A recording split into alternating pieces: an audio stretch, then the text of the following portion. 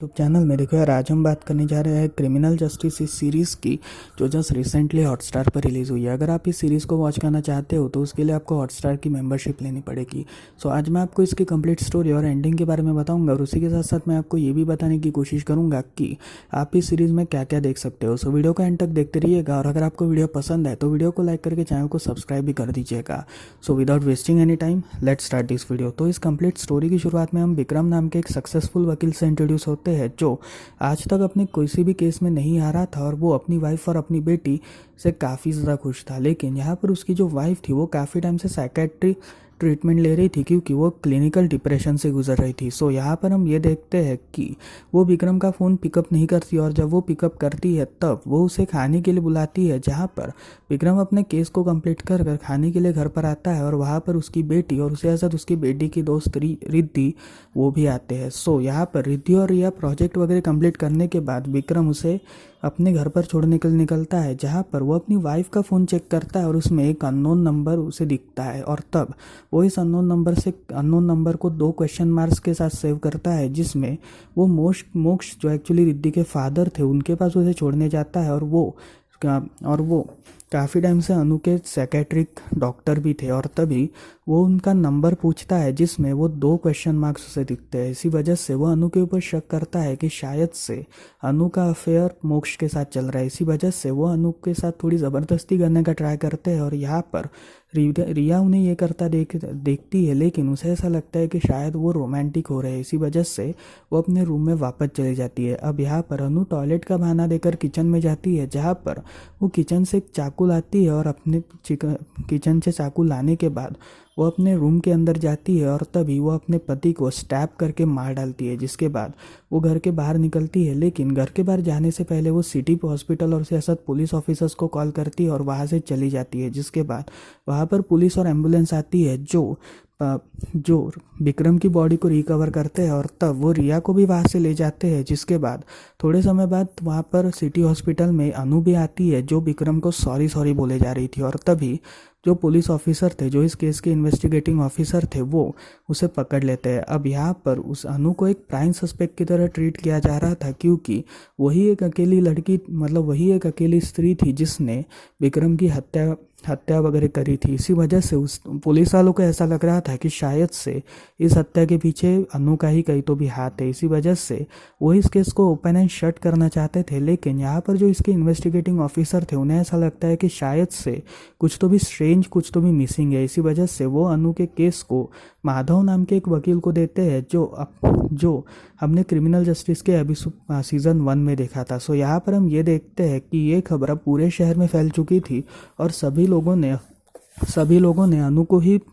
को ही पूरी तरीके से बदनाम करना स्टार्ट कर दिया था। जहाँ पर विक्रम की जो मदर थी वो एक मंदिरा नाम की एक बहुत बड़ी लेडी, यानी एक बहुत बड़ी वकील की हेल्प मांगती है, ताकि वो उसका केस लड़ सके। अब यहाँ पर मंदिरा जो थी उसने विक्रम के लिए एक पब्लिक प्रोसिक्यूटर अरेंज किया था, और वो सभी विक्रम के होश में आने का इंतज़ार कर रहे थे, क्योंकि अगर विक्रम होश में आएगा तो वो सारे राजों को खोल देगा। सो यहाँ पर हम ये देखते हैं कि ट्रायल अभी शुरू होना बाकी था, और ट्रायल के पहले जब सारे सबूत और गवाह पेश किए गए थे, तब ये सारे सबूत और गवाह अनु के अगेंस्ट थे। इसी वजह से अनु को 60 दिनों की एक तरह का जेल, मतलब एक जुडिशरी जेल ऑफर की जाती है, जिसमें वो जेल में जा चुकी थी। अब यहाँ पर माधव जो था वो धीरे धीरे इस केस को सॉल्व करने, मतलब इस स्टडी करने की कोशिश करता है, जहाँ पर वो 2-3 बार अनु से मुलाकात करता है, लेकिन अनु उसे कुछ भी बताने को तैयार नहीं थी। इसी वजह से माधव काफ़ी ज़्यादा परेशान था। अब यहाँ पर हम ये देखते हैं कि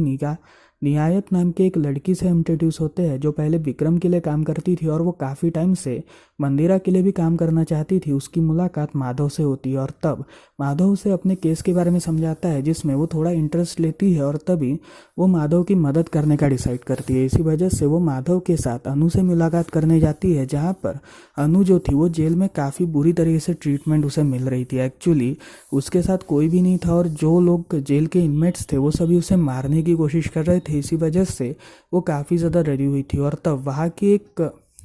की एक किचन में काम करने वाली एक लेडी उसकी हमेशा हेल्प करती थी, जो कि एक बहुत बड़े बिजनेसमैन की बेटी थी, लेकिन उसने अपने फादर की हत्या करी थी, इसी वजह से वो जेल के अंदर थी। यहाँ पर वो अनु की काफ़ी ज़्यादा केयर कर रही थी और वो उसे काफ़ी अच्छी तरीके से ट्रीट कर रही थी।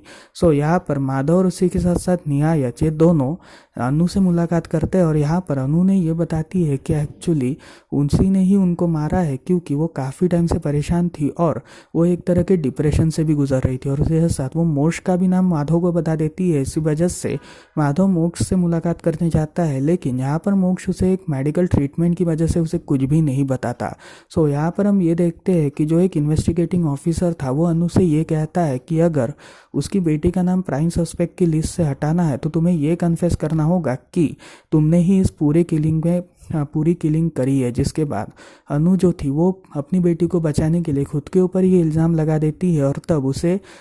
उसे वापस 60 दिनों की जेल की सज़ा सुनाई जाती है। यहाँ पर माधव जो था वो इस सारे केस के बारे में स्टडी करना स्टार्ट कर रहा था, जिसमें सबसे पहले उसे ये रियलाइज़ होता है कि शायद से ये एक तरह का मेंटल अब्यूज़ टाइप का केस है, लेकिन अगर ये सब एक मेंटल अब्यूज़ है तो फिर ये सब चल क्या रहा है। यहाँ पर माधव निकायत के साथ इस कंप्लीट केस की स्टडी करना स्टार्ट करता है, जिसमें वो अनु वगैरह से मुलाकात करे जा रहा था। और यहाँ पर अनु जो थी वो काफ़ी ज़्यादा शॉक में थी और काफ़ी ज़्यादा डरी हुई थी। इसी वजह से वो माधव वगैरह को कुछ भी बताने को तैयार ही नहीं थी। इसी वजह से निहायत जब अनु से इस बारे में पूछती है कि आखिर उसके और उसके हस्बैंड के एक दूसरे के साथ क्या संबंध थे, तभी अनु ये बताती है कि उसके हस्बैंड के साथ काफ़ी अच्छे संबंध थे, पर कभी कभी वो उसे थोड़ा बहुत कंट्रोल करने का ट्राई करता था। यहाँ पर अगले दिन जब कोर्ट रूम में पब्लिक प्रोसिक्यूटर और ये सभी लोग आए थे, तभी माधव ये कहता है कि रिया का कन्फेशन रिकॉर्ड करते वक्त पब्लिक प्रोसिक्यूटर और उसी के साथ साथ जो बाकी पुलिस ऑफिसर्स थे वो सभी वहाँ पर आए थे, लेकिन उन्होंने चाइल्ड वेलफेयर वगैरह को बिल्कुल भी नहीं बुलाया था। एक्चुअली अगर कोई माइनर लेडी या फिर माइनर बॉय होगा तो उसके लिए चाइल्ड वेलफेयर को बुलाया जाता है, लेकिन यहाँ पर चाइल्ड वेलफेयर को बुलाया नहीं गया था। इसी वजह से माधव ये सवाल उठाता है कि आखिर चाइल्ड वेलफेयर को क्यों नहीं बुलाया गया, और तब जज भी यही सवाल उठाते हैं, जिसमें पब्लिक प्रोसिक्यूटर इस केस से विड्रॉ ले लेते हैं और तब मंदिरा एक बहुत बड़े वकील से मदद मांगती है, जहां पर वो वकील उसका केस लड़ने को तैयार था। यहाँ पर हम ये देखते हैं कि रिया की हालत प्रतिदिन बिगड़ती जा रही थी, जहां पर वो अपनी मदर को ही एक विलन की तरह ट्रीट कर रही थी। एक्चुअली उसे ऐसा लगता है कि शायद से उसके मदर ने ही उसके फादर की हत्या करी है। इसी वजह से वो काफ़ी ज़्यादा परेशान थी और तब उसकी जो कस्टडी थी वो अब उसके दादी से छूटकर मोक्ष के हाथ में आ चुकी थी। इसी वजह से मोक्ष वगैरह उसका काफ़ी अच्छी तरीके से केयर कर रहा था और कम से कम 200 दिन इस कंप्लीट केस को बीत चुके थे, पर फिर भी ट्रायल अभी तक शुरू नहीं हुई थी। यहाँ पर हम ये देखते हैं कि अनु जो थी वो सेकेंड टाइम प्रेग्नेंट हो चुकी थी, क्योंकि विक्रम के साथ उसे दूसरा बच्चा भी होने वाला था। इसी वजह से जो विक्रम की मदर थी वो ये कहती है, विक्रम की मदर जो थी वो मंदिरा से क्या करूँ जेल की किचन को संभालने वाली लड़की को बुलाती है, जो उसे काफ़ी अच्छी तरीके से ट्रीट कर रही थी, और वो उससे ये कहती है कि अगर वो अनु की केयर करेगी जब तक बच्चा नहीं होता तब तक, तो वो उसे काफ़ी ज़्यादा पैसा देगी और उसे बेल के थ्रू बाहर भी ले जाया जाएगा। इसी वजह से वो इस बात को मान लेती है और तब जो बड़े पब्लिक प्रोसिक्यूटर थे वो ये डिसाइड करते हैं कि अनु के ऊपर 2-3 और केसेस लगाए जाए। इसी वजह से वो एक दिन जेल में एक सड़ा हुआ खाना बेचते हैं,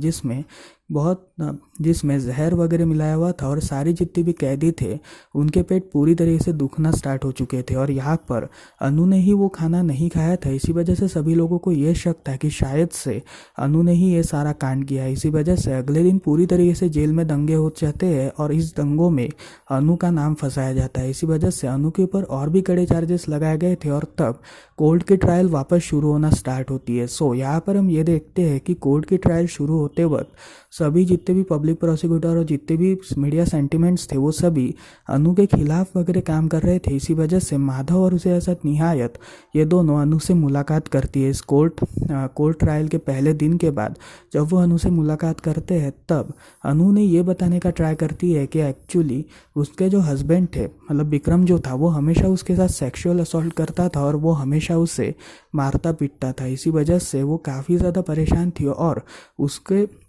फादर के साथ भी उसके रिलेशनशिप टूट चुके थे, क्योंकि उसके क्योंकि विक्रम ने उसे ये कहा था कि उसके फादर उससे बात नहीं करना चाहते, और जब माधव उसके फादर से बात करता है तब माधव को ये बात पता चलती है कि विक्रम ने उसके फादर से ये कहा था कि वो अनु उससे बात नहीं करना चाहती। इसी वजह से ये एक बहुत बड़ा पेचीदा केस हुआ जा रहा था। अब यहाँ पर हम ये देखते हैं कि जो इन्वेस्टिगेटिंग ऑफिसर थे उसे ये बात पता चलती है कि जिस रात ये कांड हुआ था उसी रात अनु जो थी वो डॉक्टर मोक्ष से मिलने गई थी, और तब पुलिस इंस्पेक्टर डॉक्टर मोक्ष से मिलते हैं, जहाँ पर थोड़ा मार पड़ने के बाद डॉक्टर मोक्ष ये कहते हैं कि वो जो बच्चा है वो एक्चुअली विक्रम का नहीं बल्कि मेरा है। इसी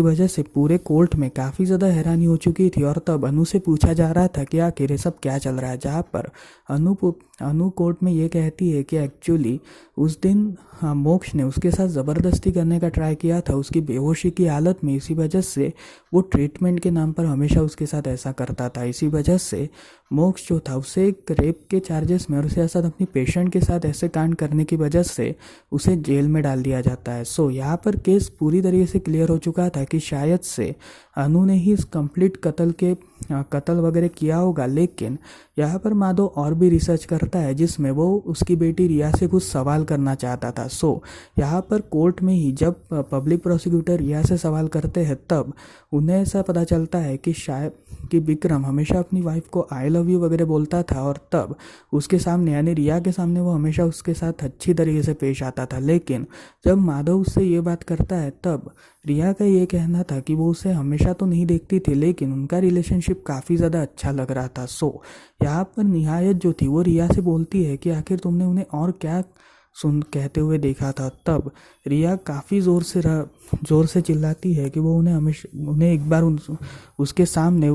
विक्रम ने एक बार अनु को गाली दी थी। इसी वजह से वो काफ़ी ज़्यादा रोती है और अपनी माँ के गले लगती है, जिसके बाद एक केस कंप्लीट क्लियर हो चुका था कि ये सिर्फ एक अब्यूजिव हस्बैंड है जो अपनी मर्यादा वगैरह पूरी करने का ट्राई कर रहा था, और अपनी वाइफ को एक परफेक्ट वाइफ दिखाने के चक्कर में उसने ये सारा काम किया था, और अपनी वाइफ को बदनाम करने के लिए उसने सबके सामने उसको बदनाम कर रखा था। जहाँ पर वो कभी उसे अपनी मदर इन लॉ से नहीं मिलने देता था, या फिर वो कभी उसके अपने फादर से नहीं मिलने देता था, ये कह के कि उसकी मदर इन लॉ से ऐसा उसके जो फादर है वो उससे नाराज़ है। इसी वजह से ये कंप्लीट केस अब क्लियर हो चुका था कि अनु ने ये जो मर्डर है ये मजबूरी में किया था। मतलब वो अपने पति को काफ़ी टाइम से मारना चाहती थी और वो अपने पति को काफ़ी टाइम से सबक सिखाना चाहती थी। इसी वजह से जो कोर्ट के जज थे वो कल के ऊपर फैसला डालने का ट्राई करते हैं, जिसके बाद अगले दिन जो पब्लिक प्रोसिक्यूटर थे वो ये कहते हैं कि अनु एक डेंजरस लेडी है और अगर वो खुलेआम घूमी तो काफ़ी ज़्यादा बुरा होगा। इसी वजह से अनु को एक सख्त से सख्त सज़ा दी जाए, और तब जज जो थे वो अनु को ये सज़ा देते हैं कि उन्होंने जो भी ये काम किया है वो उनके मेंटली अनस्टेबल होने की वजह से किया है। इसी वजह से जज उन्हें 2 साल की सज़ा सुनवाते हैं और 2 साल के लिए उन्हें जेल में डाल दिया जाता है। जिसके बाद जब एक दिन जेल में उनसे मुलाकात करने उनकी मदर इन लॉ और उनकी बेटी रिया आती है, जो उन्हें पूरी तरीके से गले लगाती है, और यहीं पर ही ये सीरीज़ कंप्लीट होती है। तो फिर ये थी इस कंप्लीट क्रिमिनल जस्टिस इस कंप्लीट कहानी की स्टोरी। आपको कैसी लगी मुझे कमेंट सेक्शन में ज़रूर बताइएगा। सो मिलता है अगली वीडियो में, तब तक के लिए बाय बाय।